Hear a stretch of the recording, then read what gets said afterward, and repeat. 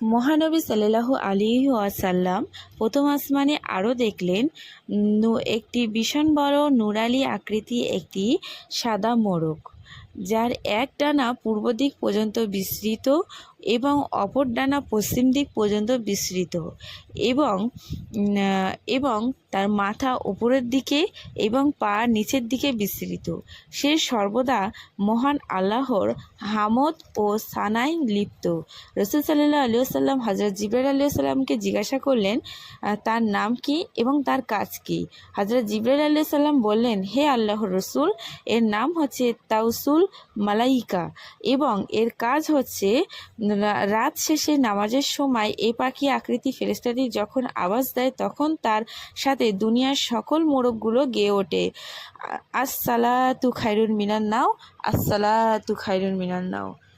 ভিডিওর পরের পর্ব অবশ্যই দেখবে।